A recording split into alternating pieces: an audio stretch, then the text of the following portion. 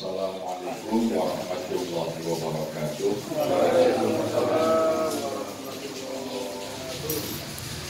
Bismillah wassalatu wassalamu ala rasulillah wa ala alihi wa sahbihi wasallam. Yang saya hormati bapak-bapak, ibu-ibu pengurus kampung Surabaya. Yang saya hormati bapak-bapak pengurus RW. Nah, semua ketua RW-nya bapak ya. Kemudian juga kepada ibu-ibu wakil penggerak PKK saya di tingkat kampung, tingkat RW maupun di tingkat RT, bapak-bapak ketua-ketua RT di seluruh wilayah kampung Surabaya dan juga undangan lain dari LSM-nya apa saja Pak? LSM-nya ya apa saja yang digunakan oleh lembaga swadayanya yang hari ini diundang BKM, BSN,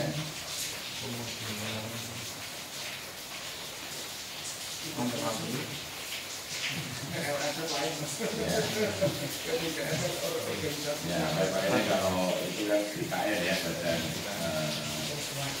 ya swadaya masyarakat. Baik, ini agenda kita tadi yang pertama sudah disampaikan oleh Pak Sekretaris SK. Satu tentang pembentukan pengurus kampung Panca Tertib. Ini berat sebetulnya, karena yang ditunjuk harus tertib, itu salahnya.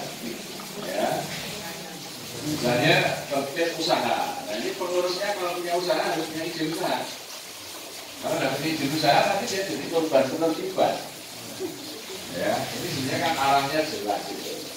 Ada tertib, yaitu usaha. Jadi nanti yang ditunjuk Pak Dadi, usahanya enggak gini. Nah kalau izin enggak Pak Dadi, gitu. Nah itu tidak boleh ada pengurus tertib usaha atau tidak tertib. Nanti jadi persoalan. Ya, ini bukan formalitas karena itu serius ini. Ya. Tertib dan meja ini depan rumahnya yang nggak boleh digunakan untuk naruh pot misalnya gitu ya. Nah, trotoar itu tempat jalan kaki. Nah, sekarang ada trotoar dikasih pot besar tuh melalui masjid tersebut. Ya itu kan fungsinya nggak boleh itu trotoar itu tempat jalan kaki. Itu bukan tempat menanam pohon ya. Itu satu contoh ya, itu satu contoh. Jadi yang rumahnya trotoarnya terkunci dengan baik. Jadi kita ingin tidak benar-benar proses, bukannya formalitas sudah pengurus jadi sebagai ketua kampung jadi usaha ya dari jadi sambutan atau pengarahan tentang sampai nanti malah pengurusnya kampung Jogjakarta ditindak oleh satpol itu karena di trotoarnya sudah digunakan. Ya. Kemudian yang ketiga tertib lingkungan. Ya. Ini saya kira cukup luas cakupannya, tidak hanya yang ini akan jadi problem terbesar ke depan yaitu sampah. Ya. Karena kemarin sempat juga hampir darurat sampah BPS Piungan diblokir oleh warga. Dan itu kalau kita lihat konsep yang berjalan sampai hari ini masih sangat rentan. Karena antara tata ruang itu dengan program-program lingkungan hidup itu tidak ketemu.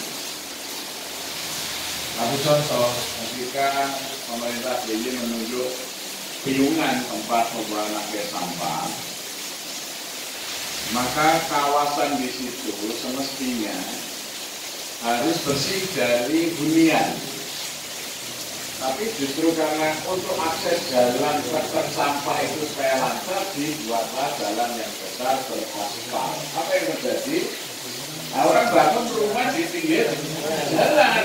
Nah, mereka merasa terganggu karena bau, padahal lebih dulu tempat sampahnya. Nah, ini tidak konsisten pemerintah itu di dalam menetapkan Piungan sebagai tempat pengelolaan sampah dengan mengizinkan pembangunan hunian.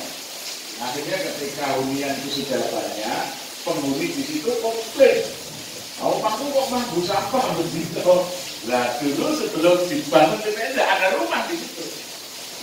Ya, ini antara perizinan yang mengizinkan membangun rumah bangunan di sekitar itu dengan program PLH yang mengelola sampah, ini kita sinkron. Kalau sini ada protes, wong lebih dulu sampahnya kok daripada rumahnya. Ya. Jadi problem kedua bukan itu.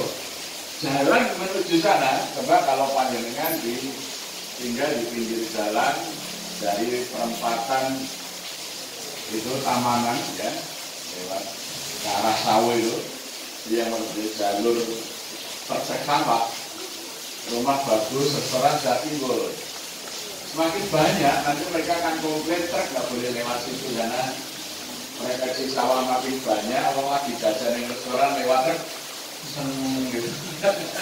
Harus mencari akses jalan lagi yang lain. Jadi seperti pertambangan itu kan dibuat jalan sendiri ya, jalan tambang tidak boleh berjalan umum, sehingga nanti perkembangannya ini kalau tidak ada konsisten peraturan, perencanaan pembangunan, nampak itu akan jadi masalah. Dan kita sudah merasakan dulu Pak RT 43 ini dulu di bawah Japuro itu dulu selalu ada tumpukan sampah. Sampai diinjek sama Pak RT dan ketemu ternyata pembuang sampahnya itu agak rahasia ya. Nah, setelah dia punya industri mebel, cuilan kain apa semuanya dibuat itu. Nah, akhirnya dikembalikan oleh Pak RT ini ke pembuangnya. Ya. Sekarang gimana Pak RT? Alhamdulillah sudah ya. Jadi gitu. Ini juga sering sekali dulu ketika ini kosong itu di depan pinggir jalan itu karena di situ ada gerobaknya Pak Dawil dipakai di depan rumah ini. Maka orang lewat itu naik motor itu nyemplungin aja sampah itu ya. Ini dulu jalan juga, gang ini juga menjadi langganan orang lewat. Kalau pagi-pagi masih gelap karena kesulitan. Kalau dulu kan kita semua rumah punya sidangan ya. Sekarang ini rumahnya sempit, tidak ada tempat sampahnya. Mingguan kan jalan-jalan kira-kira orang itu tolong di plastik ini. Bahkan di dulu ketika masih ada almarhum Pak Soeharto itu malah dicendeli kotoran manusia itu di kotoran itu di tas kesak itu ada. Tapi begitu pasien meninggal nggak ada lagi. Ya, itu sudah sampai berkali-kali sampai pohon rumpun bambunya Pak Udi itu harus ditebang karena dikira orang buang hajatnya di situ. Ternyata enggak, sudah bersih, masih bau. Ternyata kotoran orang itu di plastik di tenda itu di pasir namanya Pak Udi ya. Selalu yang terganggu tempatnya Pak Soeharto. Kita nggak tahu. Tapi setelah Pak Soeharto wafat sudah nggak ada lagi dari situ. Ya. Nah ini proses lingkungan. Nah, ini akan menjadi waktu mengenai sampah ini kalau konsep penanggulangannya belum bagus. Ya. Maka Kota Solo menawarkan kepada Pemkot mau membantu. Nah, Solo punya kebutuhan sampah yang besar karena wali kotanya Presiden dan dikasih oleh Menteri PUPR proyek untuk menjadikan sampah sebagai sumber energi. listrik. Itu kayak kalau kita ke Jepang ya. Jadi kalau kita di Jepang itu di muara Sungai Meguro itu ada instalasi listrik tenaga sampah yang sangat besar. Jadi justru sampah itu menjadi kebutuhan dari pembangkit listrik. Nah, ini Solo sekarang dibuat proyek itu oleh pemerintah pusat, sehingga volume sampah di kota Solo masih kurang untuk memenuhi ya nilai ekonomis dari energi yang dibutuhkan untuk bisa menjadi tenaga listrik. Makanya kemarin wali kota Solo telah menawarkan kalau juga darurat sampah namanya dikirim ke Solo ya. Ini yang lanjut. Tapi kalau sampah ini tidak diselesaikan dengan baik, pasti setiap tahun akan ada problem.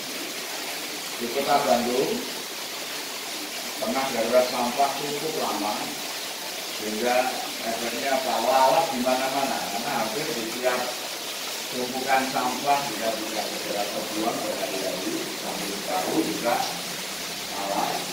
Nah, kemudian kebetulan waktu itu saya diundang di salah satu narasumber untuk penanganan darurat sampah di Bandung, maka ditangani sampah itu dari hulunya, yaitu penanganan sampah selesai di tingkat RW.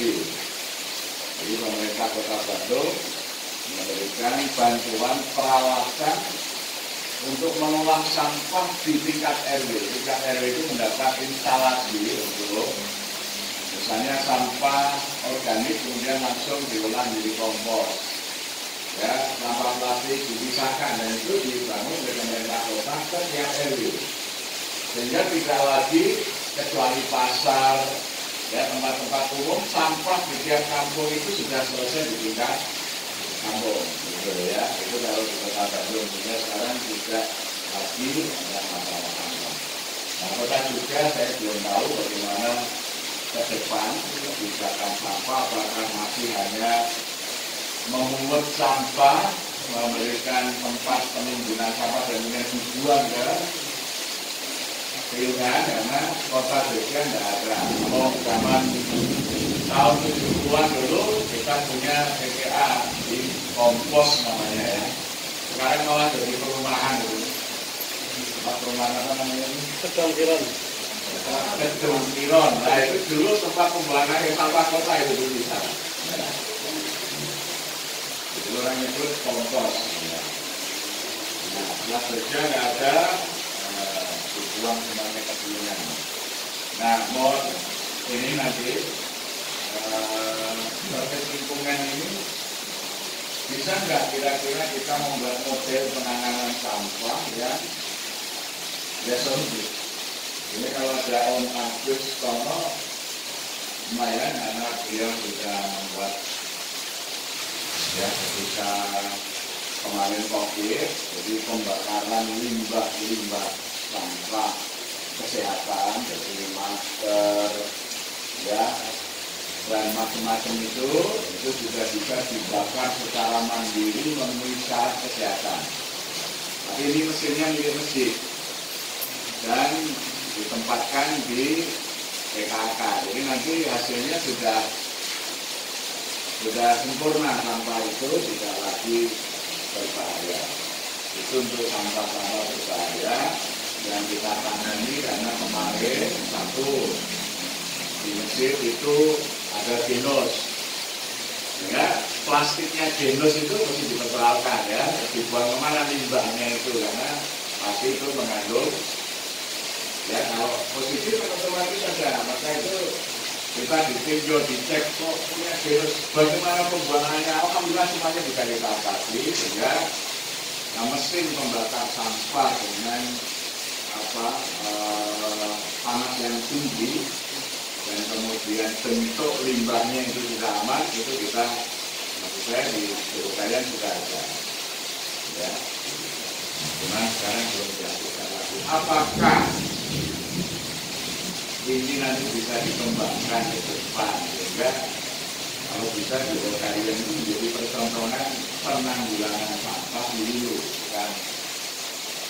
Ya. Nah, kemudian yang akan jadi problem kita itu ditempatkan di mana instalasinya, gitu ya. Tapi sebetulnya kita punya tanah milik kota yang sangat luas. Cuma sayangnya sekarang masih dikuasai oleh Yayasan Ali Maksum. Tapi itu adalah sitaan KPK dari tersangka korupsi Ahmad Sultanito, dan oleh KPK dihibahkan kepada pemerintah kota. Itu sudah dipasang itu tanah milik pemerintah. Cuman secara de facto itu masih dikuasai oleh Yayasan Ali Maksum. Bahkan tadinya mau dibangun masjid, itu kan pemborongnya sudah ditunjuk, masih dibuang, materialnya juga sudah ditumpuk di sana, ya. Ya, saling menurut, kira-kira pondok nekat dari masjid di stop atau tidak. Ini materialnya ada, dan itu masih digunakan untuk poliklinik klinik Pratama ya, klinik Pratama pesantren Maksum. Itu tanahnya statusnya adalah tanah hibah dari KPK ke pemerintah kota. Nah, coba nanti kita bicarakan, jadi kalau ada Pak Lurah mau kita usulkan, bisa enggak kalau kita merencanakan itu tempat instalasi, kita coba membuat model penanganan sampah dari dulu. Jadi berapa meter kubik sampah kampung ini, dan instalasinya memerlukan berapa besar, berapa luas tanah yang diperlukan. Sebab